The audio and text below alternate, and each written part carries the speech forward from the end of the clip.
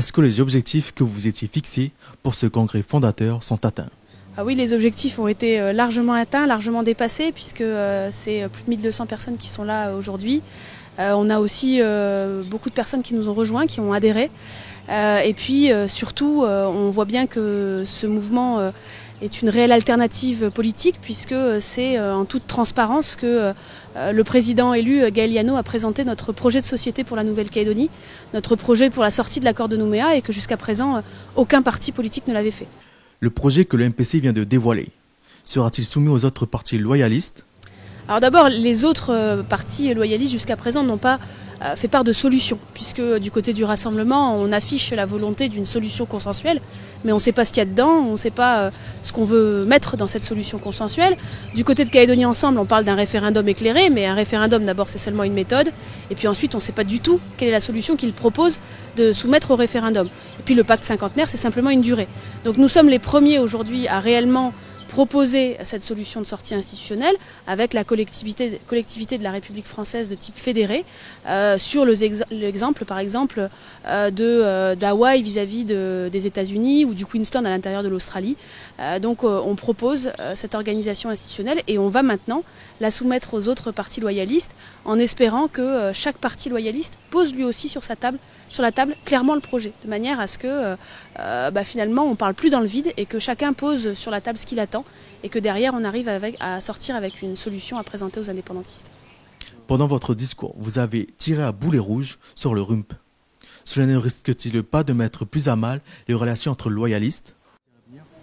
Alors j'ai pas tiré à boulet rouge sur le RUMP, j'ai effectivement critiqué de manière claire ce qui a été fait par le rassemblement au moment de la levée des 2 drapeaux, où je considère que tout ne nous a pas été dit. Et ensuite j'ai aussi critiqué la politique de Calédonie Ensemble qui refuse de s'unir avec qui que ce soit sous prétexte qu'ils ont gagné les dernières élections. Donc je crois que ces critiques sont des critiques constructives, elles ont vocation aussi à faire prendre conscience aux autres mouvements politiques que on ne peut pas partir tout seul et que c'est pas parce qu'on est signataire de l'accord de Nouméa ou qu'on a gagné les dernières élections qu'on peut faire sans les autres. Quels sont les premiers mots du tout nouveau président du MPC? À la fois beaucoup d'émotions, à la fois également un poids qui pèse sur mes épaules parce que je sens bien la responsabilité qui aujourd'hui est la mienne de porter ce nouveau mouvement populaire calédonien avec, vous avez pu le constater, le succès qui a été celui de ce congrès fondateur. On voit bien qu'il répond à l'attente de centaines et de centaines de Calédoniens, probablement plus tard de milliers. Et donc c'est un véritable défi que je devrais relever, mais pas seul, heureusement d'ailleurs, avec toute une équipe autour de moi. Est-ce que d'autres élus des autres partis loyalistes vous ont rejoint? Alors, les élus qui nous ont rejoints jusqu'à présent ne sont que des élus du rassemblement UMP. Et vous l'avez constaté d'ailleurs, des élus municipaux qui viennent de Wegoa, de Lafoi, Moindou, Saramea, d'Imbéa, et donc qui viennent de toute la Calédonie et bien sûr de Nouméa. On vient de voir que le président de l'UMP vous soutenait. Est-ce que cela signifie que le MPC devient le représentant officiel de l'UMP en Nouvelle-Calédonie? Vous avez entendu Jean-François Copé, président de l'UMP, confirmé lors d'un vote récent par les militants de l'UMP, nous a dit clairement qu'il souhaitait être aux côtés du mouvement populaire calédonien. Il souhaitait que nous soyons étroitement associés à l'UMP national. C'est ce que nous allons faire dans les semaines à venir, c'est ce que nous voulons également, car nous ne pouvons pas porter le projet d'une Nouvelle-Calédonie dans la France sans avoir un relais fort en métropole. Et quel peut être le meilleur relais que celui de l'UMP?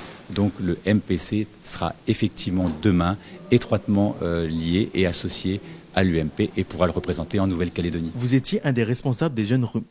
Pourquoi avoir rejoint Gaël Yano et le MPC? Quand on était au rassemblement, on avait porté le mouvement de rénovation qu'il y avait eu en 2005 et il y avait un élan à ce moment-là et cet élan, on n'a pas su le garder.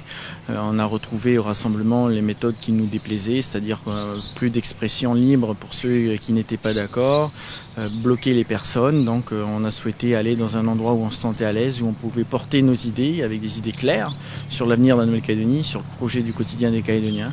Donc c'est naturellement qu'on a fait partie de ceux qui ont poussé pour que le MPC se fasse. Vous êtes le 3e vice-président de la province sud. comment se déroulent les relations avec le reste de l'exécutif provincial? Elles sont plus compliquées ces derniers temps. On se dit bonjour, hein, ça se passe bien, mais c'est vrai que j'ai pas accès au dossier que je dois porter comme je le souhaiterais. Mais c'est malheureusement le jeu politique, et c'était important aujourd'hui de faire, je dirais, une démonstration de force pour montrer qu'on n'est pas un groupuscule, qu'on n'est pas un mini-parti, mais qu'on est un parti qui a peut-être 4 mois, mais qui a déjà aujourd'hui une grosse base et qui va compter dans les mois qui viennent. Vous venez de présenter le projet politique du MPC.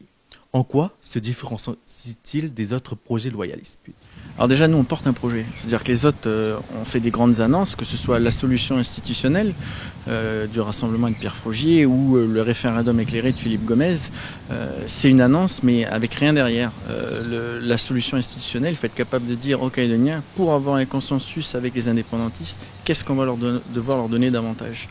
Et ensuite, qu'est-ce qu'il y a dans cette solution? Philippe Gomez parle d'un référendum éclairé, il faut également dire, mais sur quoi on les éclaire? Quelle est la solution qu'il porte? Nous, aujourd'hui, on a clairement mis sur la table une solution, une collectivité de la République française de type fédéré, c'est-à-dire un fonctionnement qu'on connaît en Australie, où il y a un gouvernement central qui a des compétences régaliennes et des gouvernements comme le Queensland, où là on prend directement au plus près de la population les décisions qui sont importantes comme l'éducation, la culture et l'environnement. C'est ça qui nous faut aujourd'hui. Donc, une proposition institutionnelle qui se dégage des autres et qui nous inscrit clairement dans la France de manière définitive, et un projet de société pour l'amélioration du quotidien des Calédoniens. C'est quelque chose d'important.